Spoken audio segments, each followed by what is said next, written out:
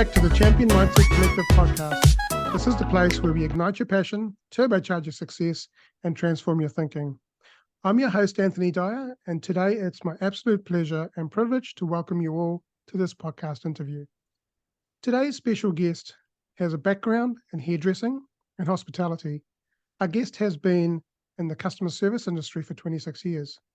With a passion in bringing people together and helping others to thrive through healthy and sustainable living, she runs her own online e-commerce business where she educates, coaches, and mentors people around the world on how to live a healthier life, but also how to earn an additional income from it. She's passionate about gut health with its connection to both the mind and our skin, as well as everything that can affect it. Her goal is to help as many people as possible to live a life of health, happiness, freedom, and success. Today's guest is Natalie Ford. Welcome, Natalie, to the Champion Mindset Collective podcast. Thank you for having me. It's great to have you here. So tell me, how did your early work in hairdressing and hospitality shape your attitude towards helping others? See, that's a really great question because initially I didn't really know what to say to that question or how to answer it. But you know what, having a think, I think it's because it's a service industry. So it's all about making and helping to make other people feel amazing. And just coming from that place of experience where even before I started hairdressing, so I went from hospitality first. So I was a customer as a hairdresser. And then I went into hairdressing. But just when you go into a restaurant, when you sit down and have your hair done, when you have a really great experience, you walk away feeling amazing.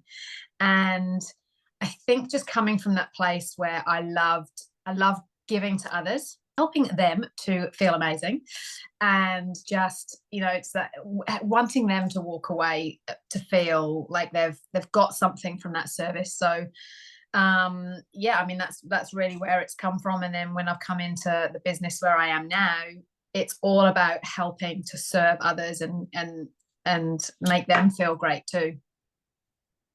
That's great. That's really awesome. It's you know, it's so important to be able to help other people. So what mindset shifts have helped you succeed in both health, coaching, and running your online business? You know, I used to come from a place of fear and just an uncertainty, I think. Fear that I wouldn't be any good, fear that I wouldn't succeed at anything. And it's funny because as a kid, I used to actually, excuse me, I used to quit everything so fast. So, you know, I quit gymnastics because I couldn't do the splits at age 10. And I quit ballet at the age of 4 because I couldn't do something. And then I quit trampolining. And I did all these things that I never saw something through. And so having this business, because it's all about taking someone from where they want to be to where ultimately they want to be, taking someone from where they are to where they want to be. And so you have to follow through with that. You have to you have to go from the start to finish. And, you know, coming from a place of passion and service and helping others, knowing that my business is having a support network as well. So if there's moments where I'm stuck, then I'm able just to look up to my coaches who help me, knowing that I can bring that forward to help other people. And so it's a personal development has helped us a lot as well. But it's those small mindset shifts of when you see someone else help you, and again, how it makes you feel. It's like, well, I want other people to feel this way too, and help them. So when you're coming from a place of gratitude and love and abundance, it's much easier to keep driving you forward to, you know, succeed in both your own health and business, really. Yeah, absolutely. So important. Absolutely. My mindset, you know, having a healthy mindset is so important in anything you do in life. And especially when you're helping others, you've got, you know, there's a lot of stuff that goes on in our own own lives when we're helping others as well, and when we're pushing through in our business and what we're doing, because it's new to us, and we've got to do those mindset shifts, work through things in our own lives as well from our past. Yeah, absolutely. Thank you for sharing that. So can you share a simple tip for someone starting their journey towards a healthier living? Small steps. I think when we look at something as such a bigger picture, like, let's take, for example, I don't know, learning to drive a car. You're not going to get in there and suddenly know how to do it all and off you go. Well, we have lessons for a reason, and we learn to drive we learn different things about driving in each lesson.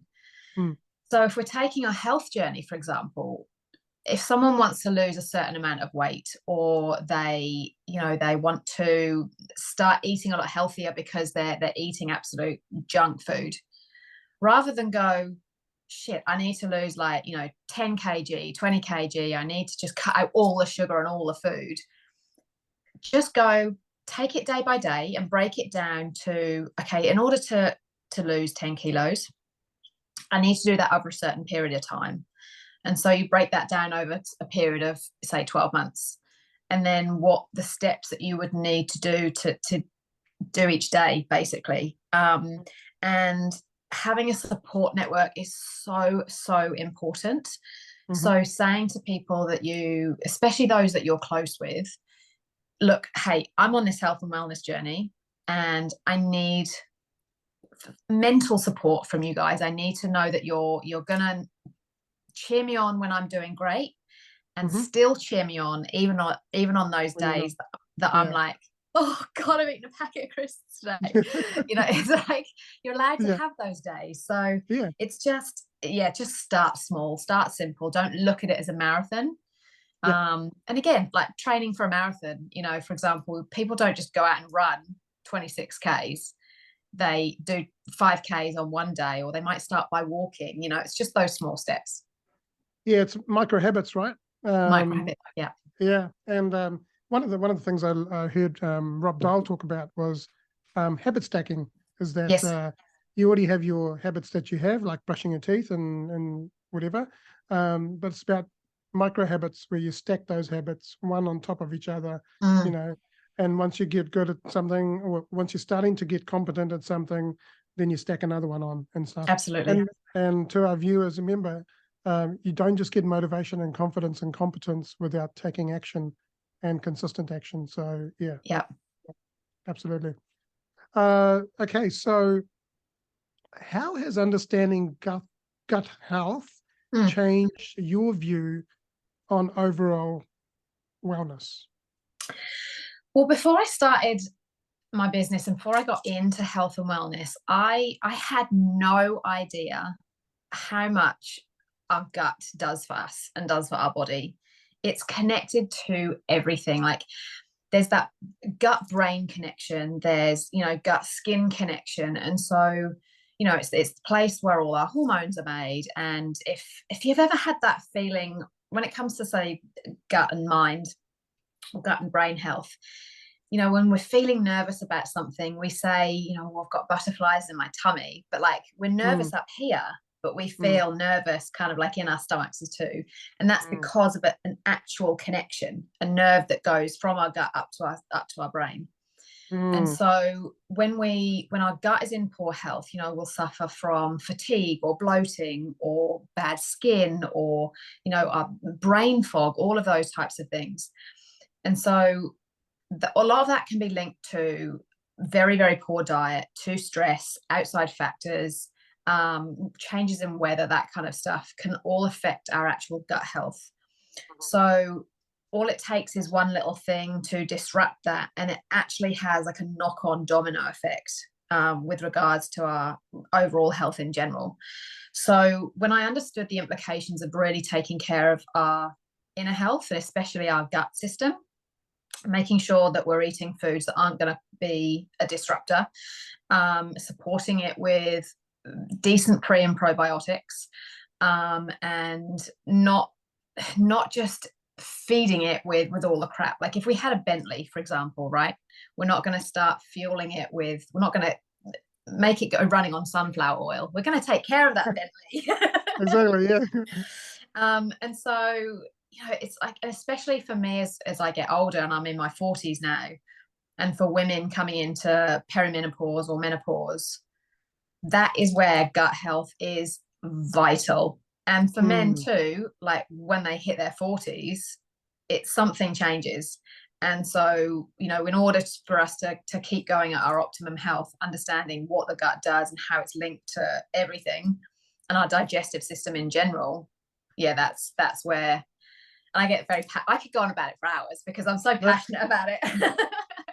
Yeah. And the more I Well, we'll learn, just have to bring you on for some more yeah, episodes. yeah. Yeah. By the way, I've passed my 40s, so I'm in my 50s now. So yeah.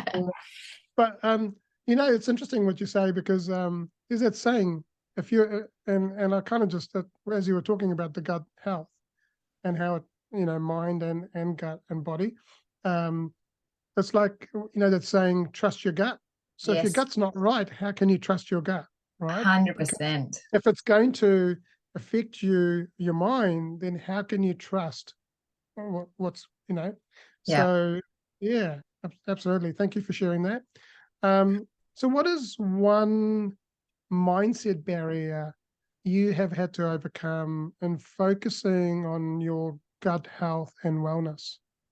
Oh, bad habits. Like I've come Mm, from, like growing up as a kid, my mum was always very focused on us eating healthy. And then you get into your teenage years and early 20s where you eat all the bad food, you drink all the alcohol, you don't get the sleep whatsoever. And then that kind of has a domino effect. If you don't nip it in the bud real early, which I didn't, mm, then you just end up going on a massive roller coaster. So bad habits is kicking those bad habits, and as we mentioned before, just taking those tiny little steps to make sure that those bad habits are starting to shift away a little bit. mm, But more for me personally, it was lack of self-belief that was my biggest mind barrier, because I'm very much my husband calls me an extrovert. I think I'm an introvert. I'm maybe an extroverted introvert. I'm not quite sure. But I was bullied for as a very, very young age, always told I wasn't very good. mm, And then like was in a bad relationship, which basically messed up my whole confidence. And so there was that lack of belief that I was actually good at anything and could do anything. And so funnily enough, when I started my business, there was still that lack of belief there that, but I can't help other people. But then mm, it's when you're working on your mindset and understanding how, again, like when you're looking after your own health, especially not just gut mm, health in general, mind health, your spirituality, whatever. When you start really working on you, then you're able to use that as a driving force to go forward. And then your personal experiences, it's about being relatable. And mm, so, like I said, the more I understand about gut health and how it affects our mental health as well, and coming from a place where I've had that lack of self-belief, whereas now I'm so much more confident than I was because of understanding overall health and wellness, personal development, support network, then it's given me that. Yeah, that's the biggest barrier. It's given me that push to help people to overcome their barriers too. yeah, absolutely. Yeah. Thank you for that. So could you tell us a little bit about the time when helping someone else also help you grow as well? Yeah. So more recently, actually, I think the biggest one that I can think of is a really good friend of mine. I had met her about 6 years ago Mm, through the gym. She's a personal trainer and she's just the most happy, positive person. Like I absolutely love her and adore her. We've become very good friends. And she started off as a customer for my business.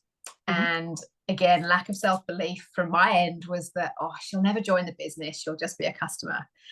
And mm, then through confidence, I have decided I'm just going to chat to her about the business side because she's in that industry herself. She's going to be, something that can help her with her business.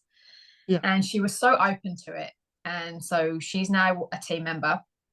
And one thing that we've both done is get out of our comfort zones together.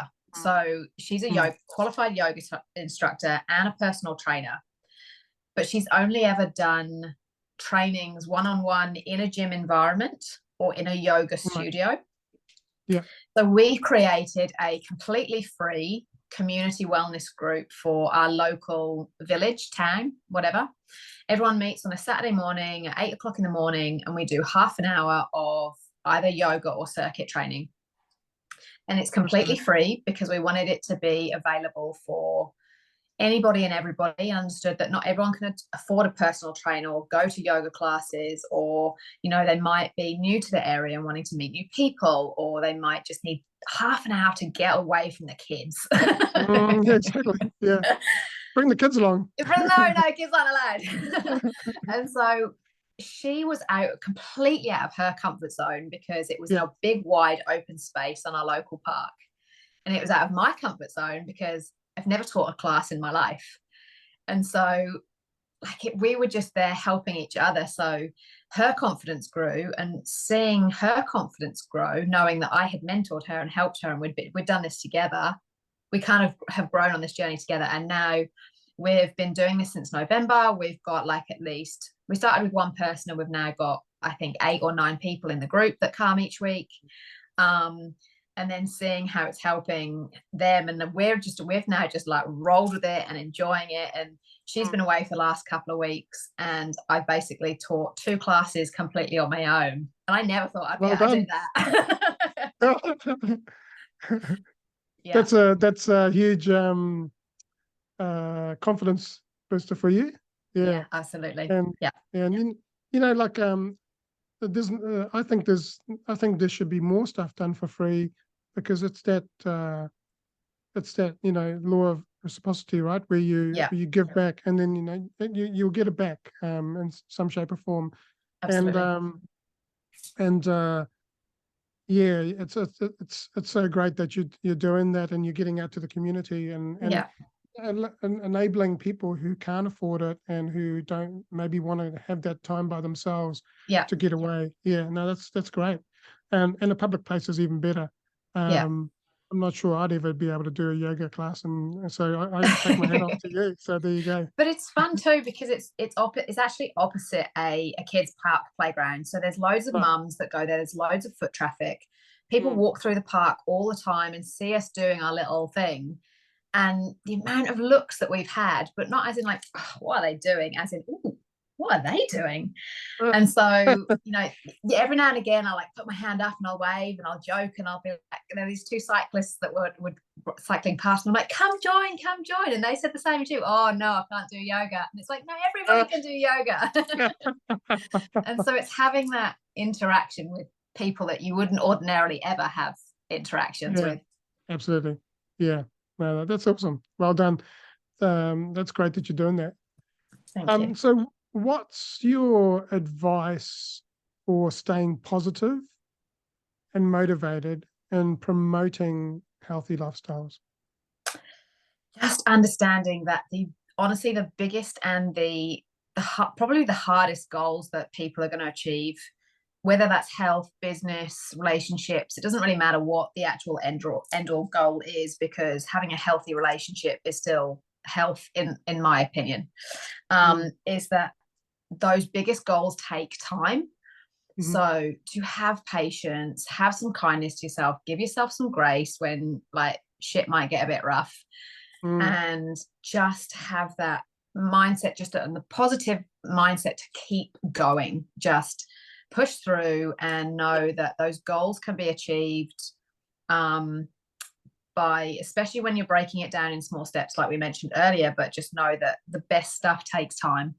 And you mentioned Rob Dial earlier on, and he's one of my favorite podcasts. He's in my ears all the time. And I recently listened to one of his podcasts that had said, you know, taking podcasting, for example, most people don't become successful until they've done 100 podcasts, and the majority give up after 7. Like, could you imagine if you're doing that with, like, you know, I don't know, dating, for example? Oh, I've gone on 4 dates. No, that's it. I'm going to be single for the rest of my life. Well, this is my 11th, so Yay! I've done 10. Yeah, So yeah. good. So my goal this year is to do 60 podcasts. Amazing. Yeah. That's so good. Yeah. But it just shows you, like, that consistency, right? Just keep doing it. Yep. No matter what result you're getting. And like this morning I shared on my Facebook Live around failure. And people often get deterred by failure, but it's about really learning from the things that haven't worked, and Yeah. then adjusting and pivoting and adapting to it and learning from Yeah. it. So, listeners and viewers, if you're watching this and listening to this, uh, shit happens in life, but just Yeah. keep going. Don't give up. Just keep going. Yeah. And failure's not final. Failure is literally final when you give up and you go, right, that's it, no more. But if you fall over and you get it back up, like babies who are learning to walk, they don't fall over and go, that's it, I'm never going to walk. They don't Exactly. care. They literally don't care. They get up, they keep falling over. And some of the most successful people in business, Elon Musk, Richard Branson, and Steve Jobs, like the creator of Google, for God's sake, like they had so many what you would call failures in inverted commas, but they learned from each one of those to keep going. And it's like not getting overwhelmed. So many people get so overwhelmed when they think of a goal, and then they put too much pressure on themselves. Yep. And so it's just the not getting overwhelmed stuff too, which is easier said than done, because I can get very overwhelmed myself even now. I mean, it's like when you're cooking a meal, right? If you're cooking a really good meal, and you'll when you first start cooking that meal, it may not be that great, and you'll tweak, you'll learn, you'll experiment, and so on. Like I remember my mum teaching me how to make a curry. And the first one I did was okay, but now my curries are amazing. Yeah. Even I say that they're amazing because I was taught by the best cook in the world. But what I've done is just tweaked, and experimented and learned. Put your own little spin on it. Yeah. And now I don't even have to measure. I just chuck stuff in. Because it becomes part of you. So this is the thing, is that when you keep doing things, it becomes part of you. You don't even have to think. It becomes second nature. Well, I'm driving up to Auckland then later, and we can have a curry. Absolutely. Absolutely. When you're coming up. Yeah. So how do you stay focused and not get overwhelmed in the ever-changing wellness industry? Because it is a fast moving, and it's always changing. There's always new things going on. How do you stay focused and motivated? That's it. Yeah, it's another great question, because like you say, it's constantly changing. And I think you need to understand that there's no one size fits all. So what works for me might not work for you, or might not work for someone. And age plays a big part. Like someone who's 20 is going to bang out 50 burpees compared to someone who's like 80. There's a big difference there.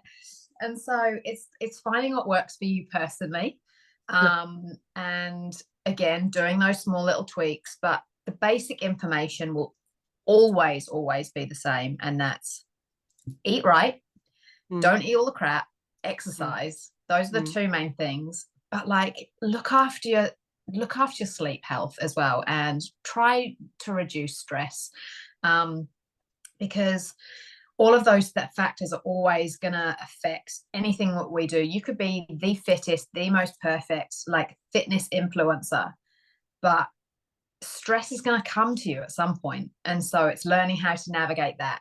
You might have days where you don't sleep very well. You've got endless clients, so you don't sleep well, which means that your next client that you see the next day is not going to suffer. That's the wrong word. But, you might not necessarily be able to give your all to that person. But whether you're starting out on your fitness journey or whether you're super experienced, you need to find what works for you, really. That's right. Yeah. It's about mind, body, and soul, right? And it's got to look after all three things. And like in terms of your mind and stress and things like that, gratitude in the morning is Absolutely. is so important. Like I lay in bed, and I put my phone on airplane mode when I go to sleep, but when I wake up, I turn it on, and then there's an app called Insight Timer. I go on there, Yes. and I listen to it. I've been doing these gratitude affirmations by the what's it called? The affirmation. No, what's it called? Affirmation addict. No, the meditation man. Oh, okay. Um, I'll have yeah, to look that one up. and it's got a nice soothing voice, which is good. And so yeah, I lay there and I'll do like 15 minutes of affirmations, and then I before I look at my social media and all that stuff, because I'm prioritizing myself to get myself Mm, right and set myself up for the day, so that when I share myself with other people, that yeah, I'm in the right mindset. Um, absolutely. and also affirmations are really uh, So really powerful. powerful, because the words when you say I am, you are actually speaking that into being, and you're saying that Absolutely. I am fit, I am well, but the thing is, without action, you could say affirmations till the cows come home, but like if you're not actually taking action, then that's not going Yeah. to help. And a lot of um people, I think, will look at when they think of the health and wellness industry, certainly people I've spoken to, the first thing they think of is fitness and diet. mm, And it's like you said, it's not, it is mind, body, and soul. Like it's Absolutely.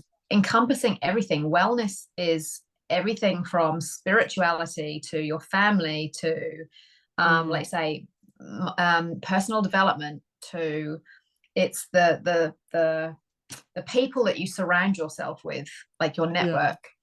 yeah, um Wellness is like it's just being well in everything. I guess, everything, absolutely, yeah. yeah, And meditation is also another way of yeah, doing that.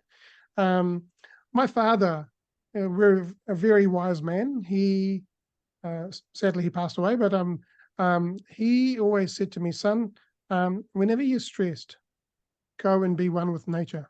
yes, yes, And like, I've seen like some reels of you bushwalking and things like that, and with your husband, and yeah, that's so awesome to actually get out in nature and go for yeah, that walk, go for a hike, or go to the walk on the beach and just take that sea breeze fresh air, and so on, fresh air. And we especially in New Zealand, we are so blessed to live in a very country that is abundant the in beauty. with nature and the beauty, and like we tend to stick ourselves in these four walls, Oh, I and know. and and so it's important to get out there, and so get out and be one with nature.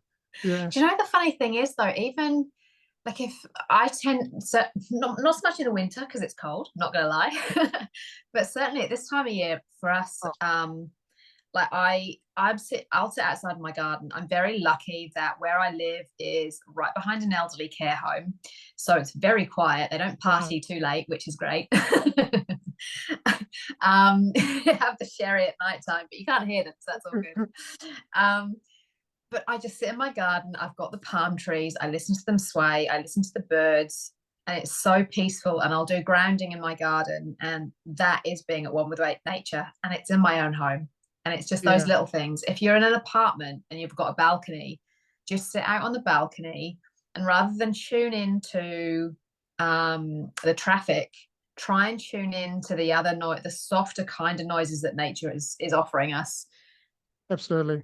Yeah, absolutely. Eckhart Tolle talks about that in The Power of Now, where he says, be present in the present moment, and Yeah, um, and listen to the sounds of your breathing. Listen, great thing. how often do we actually spend time uh, listening we listen to our thoughts, but we don't spend a lot of time listening to our breath, listening Mm, to birds, listening mm, to, it's like, um, here's an analogy. So when you record music in its purest form, it's uncompressed, and you can hear all of the sounds of all the different instruments and everything. Mm. When you compress it down to an MP3 format, it compresses all those sounds, Wow. right? And you don't all of a sudden hear the beauty of it those all. sounds that we're hearing there. So it's like we need to uncompress. We've compressed our lives too much. We need to uncompress ourselves to decompress and actually take in all of that beauty and the sounds and stuff. And once you start hearing that, it's amazing what happens.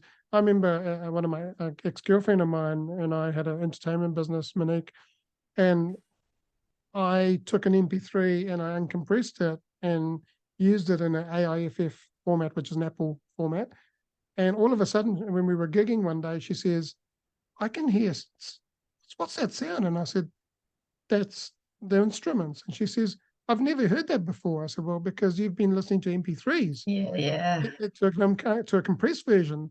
And now I've decompressed it. And it's like you're actually experiencing the fullness of that music, how it was intended to be listened to. Absolutely. You know? And because of size and space, we compress things down instead of going, in our four walls, we are compressed. If we go out into the nature, there is no limit. Yeah. So in my mind, start becoming limitless. Yes, absolutely. Limited. Yeah. So we'll move on to the next question.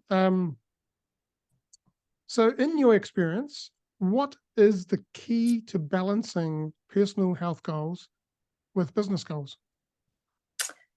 So, like, they're both very much related. So it's like they're both tough.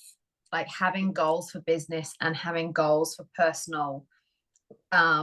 You'll go through tough instances with both of them. So it's treating both with equal amounts of respect, because ultimately, if you're not looking after your health and your wellness, then your business can suffer, your work can suffer, relationships can suffer. So like if you think of going back to like gut brain health, for example, if we're suffering from lack of sleep, tiredness, fatigue, brain fog, sickness, general sickness, because we're not taking care of ourselves properly, our immunity system is down, we're not going to be at our best when it comes to going to work, working on our business. We're going to go into our business with very much we're not going to be coming from a place of abundance. I know full well that if I've had a really bad sleep, or if I've got a really bad stomach ache, or I feel sick, then my health and wellness is down, then I'm not in the mood to do my business, which is terrible. Yeah. Or I've gone into work when I used to do hairdressing. I was like, I'm not really in the mood to be here, and your service is terrible and you don't treat others right. So it's understanding that the building blocks for health essentially are also your building blocks for your business.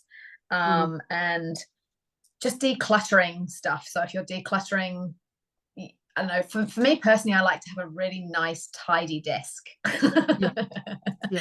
And so getting rid of all the clutter, in the same way with my mind. If my mind's full of like all the chatter and all the clutter, then I can't concentrate. So it's decluttering my mental health, decluttering my cupboards from all the food that isn't going to serve me.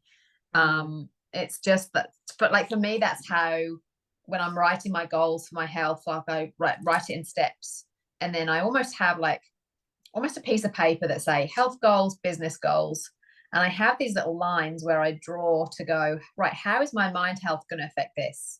And if my I don't know, diet isn't great, then that's going to affect that, which is going to affect this. It's like a little string tally. It's just absolutely. Yeah. Because what you're doing is you're aligning your personal life with your business life, and and because in both lives you are the common denominator, right? Because without you, your personal life or your business cannot function. So and I think too, in our businesses too, because it's so focused on, like with you and your mindset coaching, and then me, my business literally runs around nutrition, and like helping people to get fit and healthier, and helping them to have better glowing skin, and just being overall healthy as a person, but working so heavily on personal development. We focus a lot on personal development in my business, because that's part of the wellness. So I can't help people like with that if I'm not the product of the product. It's different if you're a lawyer. It sounds ridiculous. If you're a lawyer, for example, or you're a car mechanic or something, because your business isn't based around health and wellness. If it suffers, obviously your work suffers, but you're not a mirror image. You want those people to almost be a mirror image of you and your health, right? Especially when you're in the health and wellness business. Does that make sense? No, absolutely. It makes lots of sense. All right. So next question is, what advice would you give those who are striving for health, happiness, and success? Advice that I would give. So be patient. Understand that it's a marathon, not a sprint. Yeah. Understand that there's going to be ups and downs, highs and lows, to embrace those, but approach those with kindness to yourself. Because I know full well from experience, not only in my business, but in my own personal health journey, which has gone up, down. I've lost weight, I've put on weight, I've lost weight, I've put on weight. And I'm now at that steady range that I'm happy with. There's still improvements, obviously, that I would love for myself, physically and mentally, but I'm learning to like not be so harsh on myself. Like at the moment, I'm currently doing part of our nutrition training is a 30-day reset. So you don't eat gluten, you don't eat refined sugars, you don't have caffeine from tea or coffee, and I don't consume dairy anyway. Dairies, so that doesn't matter, but for me personally, but dairy is something that you don't consume either on the plan. And this is for 30 days to completely reset your gut health and reset your body. And I'm on day 13 or 14 now. I started on the 28th, and I met up with a friend yesterday for a coffee, and I did have a coffee, and in my coffee I have to have sugar in my coffee, but I'm not going to go, oh, that's it, broken the cycle, that's it. No, start from scratch. I've gone, okay, so I've had a coffee today. That's all right. Be kind to myself. I've met up with someone. It's all good. I think there's that part of my head that's like, I'm not spending $5 for water and a tea bag. Fair enough. So you want a bit of sweetness. Like, have a coffee. Yeah, exactly. Believe it or not, I've not had sugar in my tea or coffee probably 20 years. Wow, amazing. See, I hope to get there. But it's just having that grace and kindness. And one piece of advice that I had seen from one of my mentors is understanding the difference between consistency and momentum. Yeah. So if you have 2 empty glasses and you've got a big jug of water, so consistency is tiny drip into that glass. Eventually you are going to fill up that glass, but like if you're dripping every day, it's going to take longer. Yeah. So for me personally, as someone who I haven't been officially diagnosed, but I follow a lot of people with ADHD, and one of my mentors has ADHD, and I have so many traits of ADHD. So for me personally, doing that drip consistency doesn't work for me because I get so distracted. So momentum is essentially taking that jug and pouring a load in and then stopping, pouring a load in and stopping. And so when it comes to fitness or business, like if you imagine, you might not do the thing that you're like the consistency thing every day, but you might have a couple of days where you go, right, 2 or 3 hours, I'm smashing this, and you just go all in. For me personally, that works better for me, because like that glass is gonna fill up a lot quicker than the drip, drip, drip, drip, drip. Yeah. So I'm very much of the mindset now where it's like, excuse my language, but F consistency, because consistency doesn't necessarily, everybody bangs on about how consistency is the way forward, but for me, momentum's better, because someone's journey to any type of success, no matter what that looks like for you, is there's going to be days where you can't give it your all, and there's going to be some days where you don't do anything, but just know that the days that you do stuff, if you go all in on those days, it's gonna create that positive like that ginormous compound effect, essentially. Compounding effect. Absolutely. Yeah. Look, I've had days like that where I've actually done hardly anything. Yeah. But then the next day I've gone and just smashed it all, Yeah. because I just needed a day to be reset, be with me and reset and give myself empathy and compassion and go, absolutely. hey, I just need a day to rest. I just want today just to read. I don't want to do anything, But one thing I have done this year is with my Facebook Lives, I've challenged myself, because I was struggling last year and actually getting in front of the camera. Now, for someone who's actually been a singer, been in, sung in front of 40,000 people, sung in Las Vegas, and wow, done a little bit of acting and stuff like that, to have struggles with being on camera. So I set a goal that this year I was going to do 31 Facebook Lives in the month of January, and I'm on day 10, and I've been consistently doing it. amazing. Now, there are days when I've gone, like in the beginning, I was like, what am I talking about today? But then once I applied some structure to it, yes, absolutely, then it's actually given the night before, I now prepare for the what I'm going to talk about the next day. And structure and planning is great when you're learning something, starting out something. Absolutely. And I then go and watch myself and say, well, okay, how did I do? Where do I need to improve? Yeah. What I need to, and the podcasts are exactly the same. The first podcast, I did, I was like, all over the place. But now I'm, and the word I've chosen for this year is eloquence. It's all about really, coming from a place of being, clarity and articulating things and words that I say, helping people. So I totally appreciate, consistency is key, but give yourself empathy and compassion. And there are going to be days when you don't do what you're meant to do, but hey, it's okay. Yeah. Do it the next day. And give it heaps. All righty. So now we're at the stage where I'm gonna ask you these 5 final questions around and these are questions I ask everyone on my podcast. So so the first question is like, how do you define success, and has that definition changed for you over time?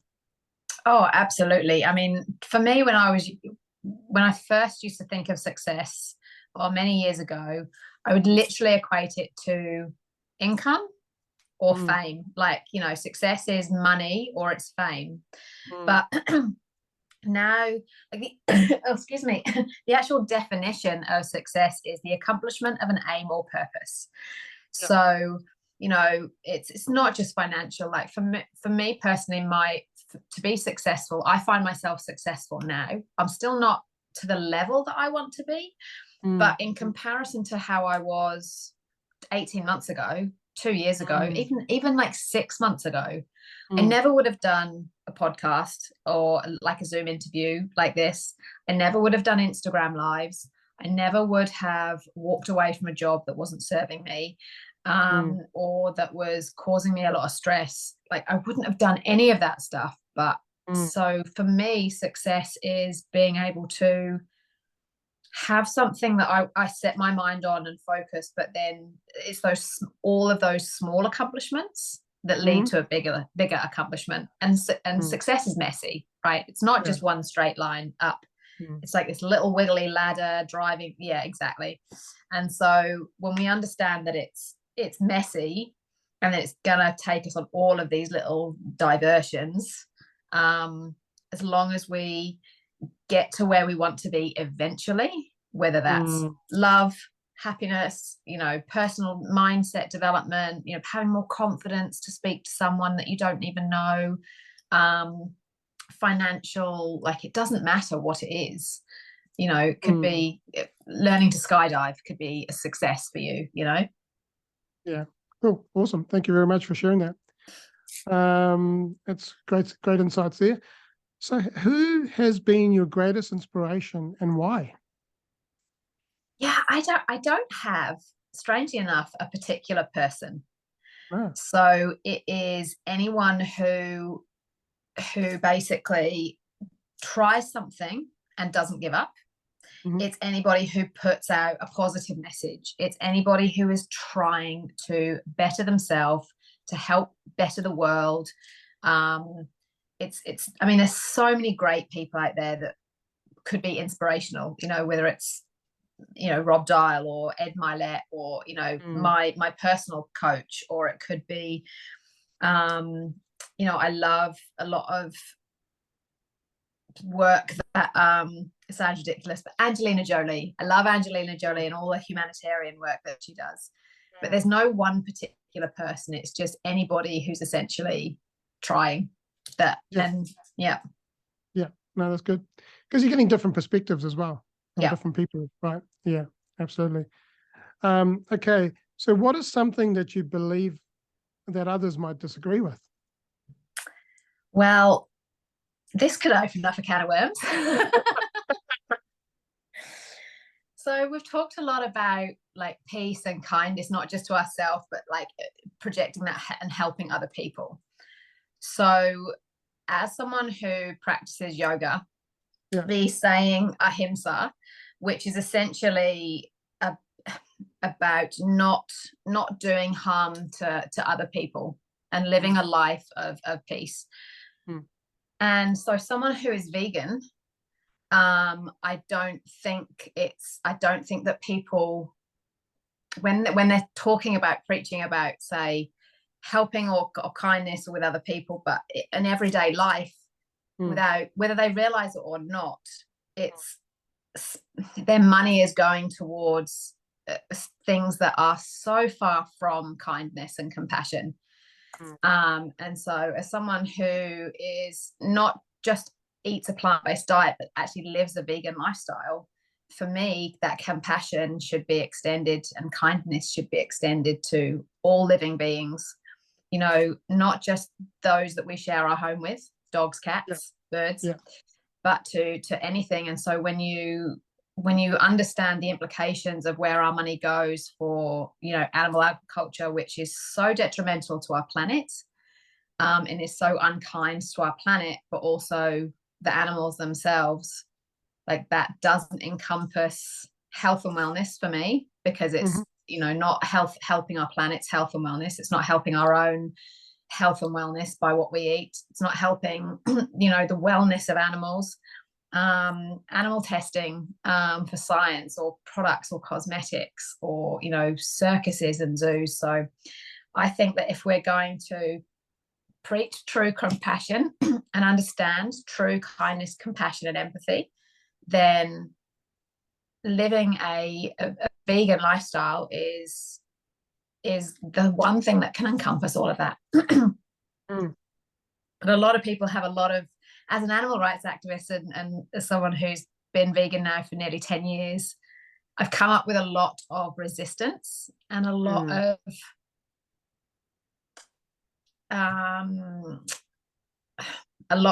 say not questions but answers, I guess, again, that would fight against that philosophy. No, I totally agree. Although I'm not a vegan, I have been. There was one year where I was just eating vegetarian food, vegan. So, but yeah, it's something to really think about. Yeah, thank you for sharing that. Okay, last two questions. So, if you could go back to your younger self and give your younger self one piece of advice, what would it be? Don't give up. And as someone who's bullied for 10 years from the age of 8 to 18, you know, it's understanding that those people are coming, it's coming from them, it's their problem, it's not about you. And it's just knowing that I actually wouldn't change anything in my life. A lot of people go off, go back and I change XYZ. I believe that if we start changing that, then we're changing the trajectory of our future. And so that might not necessarily be a good thing.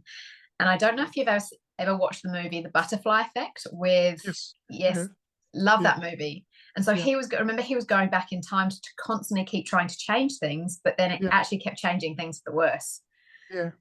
And so our journeys that we're on they're there for a reason. The universe is setting these roads, these little trails for us to walk along for a reason. And so it's having a better understanding of, I'd probably just advise myself, look, the road that you're going to go is going to be messy, and it's not necessarily going to be what you think is going to be right at that time, but trust the process and just understand that everything happens for a reason, and it's happening for you, not to you. Absolutely. That's really great advice. Yeah, really great advice. If only we had known all this stuff back then, right? When you were younger. I know. All right. So last one. So what is one message you would like to share with the world? So one person actually that I love the saying is by a lady called Dita Von Teese. So I don't know if you've heard of her. She's like a burlesque, but famous burlesque dancer. But one famous saying that I literally live by now is, you know, you can be the juiciest, ripest peach in the world, but there's always going to be someone that doesn't love peaches. Absolutely, yeah. True. So just strive for progress, not perfection, because there's no such thing as perfection. Growth doesn't happen through perfection. And go vegan. Go vegan, absolutely. Yeah, I shared that same thing this morning on my Facebook Live around choose progress over perfection. And you know, if you're choosing perfection, then you're likely to procrastinate and so on. So just keep championing your life, chipping away. Yeah. It's been such a pleasure having you on this podcast. Thank today. you. I loved it. I've enjoyed it so much. I'd love to have you back for another topic that we could explore a little bit more about what you do, because it sounds like you've got so many different facets of you. You got, you know, and so I'd love to explore more. Come back. Yeah, cool. And so thank you so much for your time. I really appreciate it, and I'm sure our viewers and listeners have actually got a lot out of this episode. So and to our viewers and listeners, if you haven't already followed this podcast, please click the follow button, share it with your friends and family, and let's get it out to the world and be the change in the world that we want to see. Also, if you're wanting to up-level your life and you want to champion your life, there's a 4-week challenge I'm running right now called the Mind Mastery Empowerment to Positive Living 4-week challenge. There'll be in the description of this podcast, there'll be a link to it. Click that, register, get on board. You can jump on anytime and you can jump off anytime, but 4 weeks that will give you a start to a positive and empowered living and a mindset that's going to set you up for an amazing future. So I'd love for you to do that. And thank you so much for listening to this podcast. Have an amazing day.